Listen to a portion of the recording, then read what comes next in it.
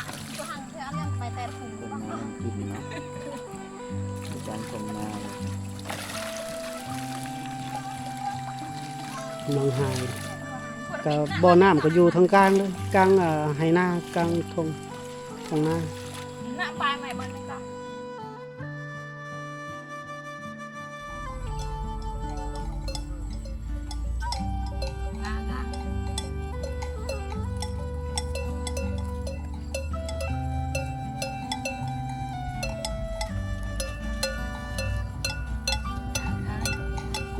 ไหลควายเมื่อแรงเลยควายเจ้าผู้เดียวเลยบ่โอ้เลยควายหลายได้อผม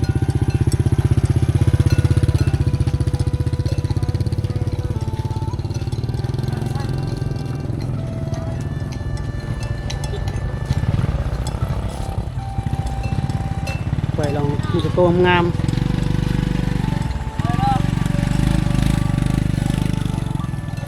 บรรยากาศตรงนี้ก็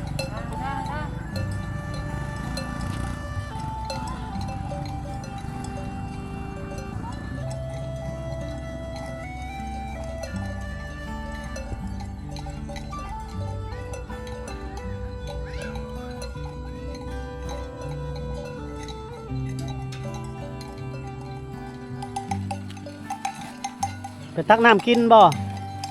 ไปตักน้ำกินบ่น้องบ่ปล่อยคำยามแรงแล้วตักน้ำกินน้ำใส่แล้วโอ้บ้านนี้เนี่ยเสียงกระโหลกงัวเนาะกุ้งกลางสบายดีท่านผู้ชมยินดีต้อนรับเข้าสู่ช่องปาจอยคนพาเที่ยวเนาะพอกันอีพีนี้ก็เดินทางขึ้นมาทางเขตเมืองนองแขวงสวรรณเขตเนาะพาท่านผู้ชมวิถีชีวิตของพ่อแม่พี่น้องชาวเผ่ามังกรเขตเมืองนองแขวงสวรรณเขตเนาะบรรยากาศยามแรงๆนี้เพิ่นมีวิถีชีวิตแบบใดเนาะเพิ่นมีการเฮ็ดหยังตอนแรงๆเนาะเราจะไปพาท่านผู้ชมไปชมแล้วก็เรียนรู้สัมผัสวิถีชีวิตแบบชนบทลาวเนาะท่านผู้ชมเนาะโอเคเข้าไปติดตามรับชมกันเลย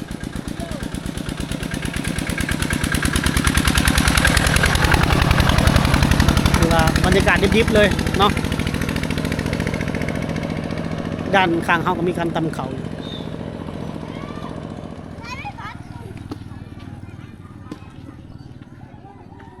ต้นเผาหมู่บ้านนี้ต้นเผาใหญ่งามขนาดเนาะเป็นหมู่บ้านดังเดิมหลายปีแล้วท่านผู้ชมหมู่บ้านของพ่อแม่พี่น้องชาวเผ่ามังกรต้นเผานี่เปรียบเสมือนความเก่าแก่เนาะเพราะว่าต้นเผานี่อายุหลายปีจังได้สำนี้แสดงว่าหมู่บ้านนี้ก็ก่อตั้งมาหลายปีแล้ว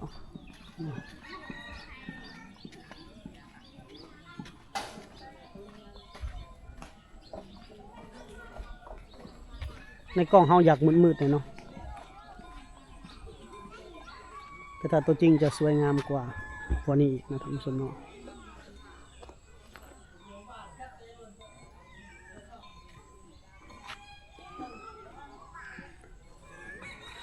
บรรยากาศยามแรงๆทั้งนี้ก็น้องหนุ่มเพิ่นลิ้นมักเต้นมักยาง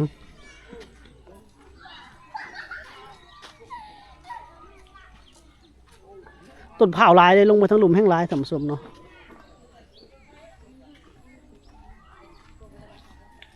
หมู่บ้านนี้บรรยากาศยามเช้าๆจังงามเนาะตอนแรงๆกัน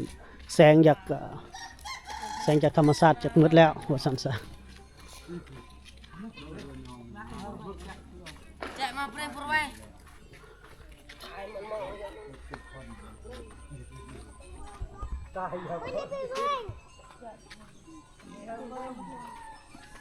นี่เพิ่นก็ตำเข่าอยู่พัดเข่าอยู่แม่เฒ่าเพิ่นเจ้าว่าแล้วบ่จักโอ้แล้วกระยังเพิ่นช่วงนี้ก็เป็นฤดูการเก็บเกี่ยวพูดเข่า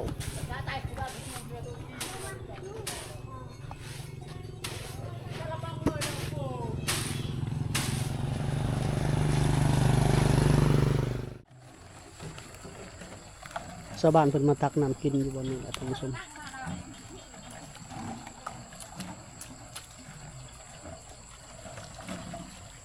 โอ้เป็นอ่างเป็นวังอยู่ในอันนี้เนาะ ทำสร้างเอาน้ำกินโดยเฉพาะเดี๋ยวจะต้องกินเลย เดี๋ยวเจะนำเขาจะลงไปให้เพิ่นตักน้ำกินก่อน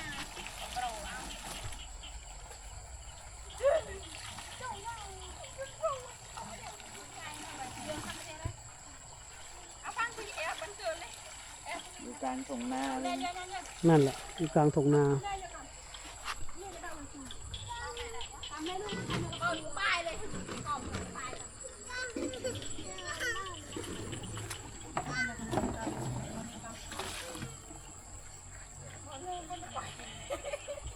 บ่อ้ายบ่ให้อ้ายมาถ่ายซื่อๆจะหน่อยอ้ายให้เงินซื้อขนมจอยเยี่ยมเนาะจองแก้วมาหุยนะออนประจองแก้วจอยเยี่ยมเนาะจอยเยี่ยมบื้นประจองแก้วมุยเด้อจอยเยี่ยมเนาะเดี๋ยวบื้นประจองแก้วจอยเยี่ยมเนาะจอยเยี่ยมไหนอ้อยก่อนน้องเพิ่นจะให้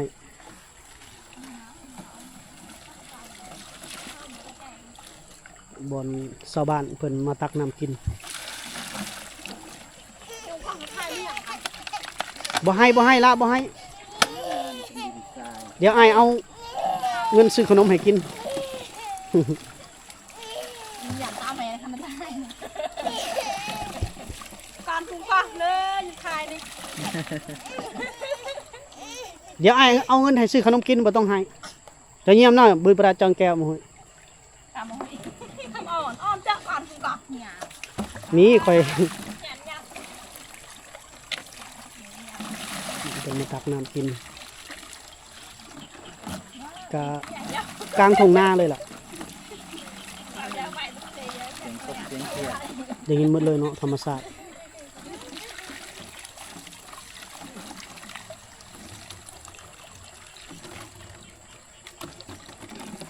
เฮา ไท เขา ยได้บอลนำกันเอา แม่นแหละเฮาเขาไก่ลายลูกเพิ่นสิให้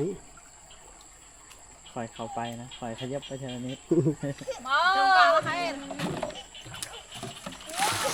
บ่ต้องให้ละบ่ต้องให้ละเดี๋ยวได้กินขนม บนในกรอบคันในกรอบให้เปียเลยนั่นน้ำเคยตกว่าอยากเปียตักเลยเออ เล็กน้อยในชนบท เรา เนาะ จะถ่ายแล้วการปรุงก่อนเลยยัดเยิ้มในเลยถ่ายมือคนงานนี่ค่ะ เบิ่นบ่ให้เบิ่น การปรุงก่อนอันนี้ก็มาฝากเมียพวกอะไรได้รักวะเยอะเกิน บักอ้ายไปย่านหยังเนาะอ้ายเนาะ อ่อนเด้อฝากที่นี่อ่อนยังเลย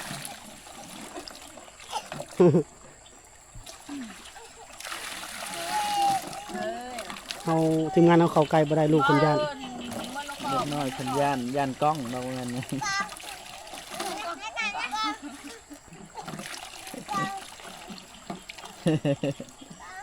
เพิ่นว่าย่านนะ น่าตามใหม่บนเป็นกล้องละตัวหางเธออันนี้ไปแต่ถุง คนงานนำกินเนาะอยู่กลางทุ่งนาเลย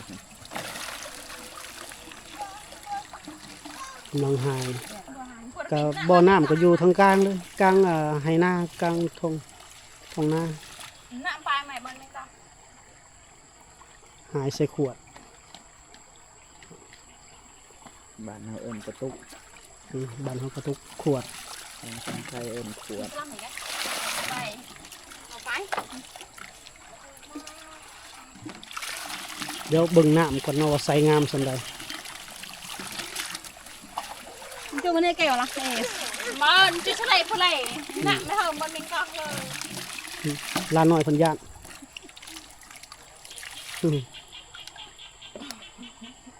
ทางนี้ได้หลายตุกละ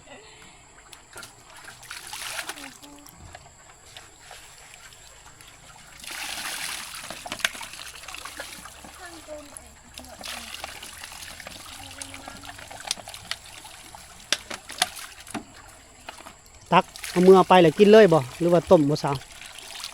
กินเลย กินเลยเนาะน้ำกินเนาะนี่เนาะ อาบอยู่ไสสนองอาบอยู่ไสบัดเจ้าอาบอยู่ไส คนบ้านคน โอ้อาบน้ำบาดาล บ่ น้ำลิ้น ทะเล น้ำเซ อ๋ออาบน้ำเซละน้อง แต่ว่าบ่นี่แหละมันบ่ตักน้ำกินเนาะบ่น้ำกิน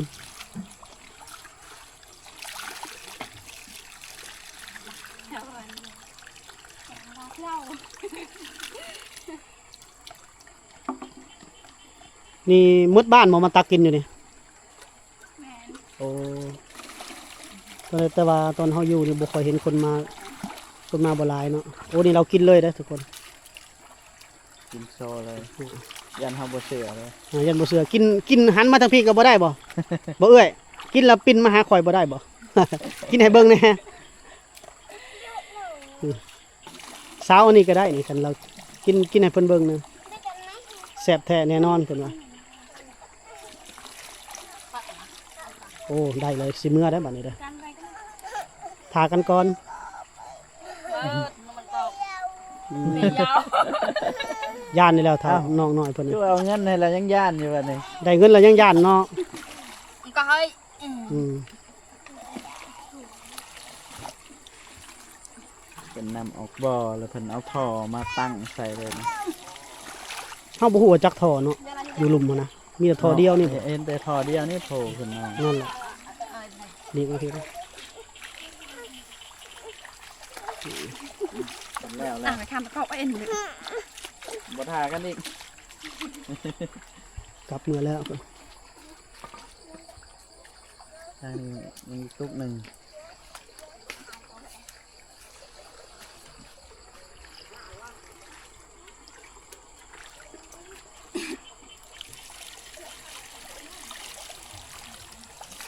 ยังแต่เจ้าผู้เดียวเนาะบัดนี้เนาะนี่น้ำกินเพิ่นใส ใส่อีหลีเลย เฮาบ่ฮู้ว่าจักท่อลงไปเนาะ เลิกว่ะสิหลายท่อเติบ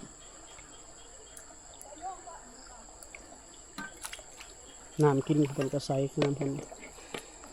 จะเอาจักตุกล่ะเอาจักตุก โอ้โห แล้วก็เพิ่นก็ หมู่ผู้มานำกันก็บ่ได้ทาเนาะ เจ้าเป็นลูกไผ่บ่เนาะ แมน โอ้มาแต่บ้านเจ้ามาแต่บ้านได้ล่ะ อาซี โอ้บ้านอาสิง อืม เคยไปบ่ เคยไปบ้านอาสิงอาสิงทางไปแดนวิไลหั่นเนาะ อืม อ้ายเคยไปอยู่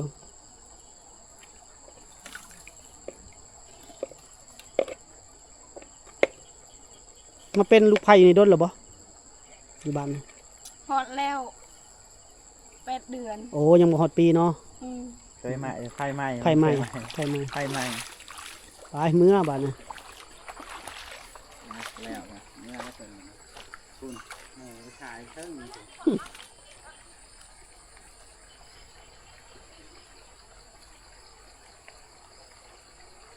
ครับเมื่อแล้ว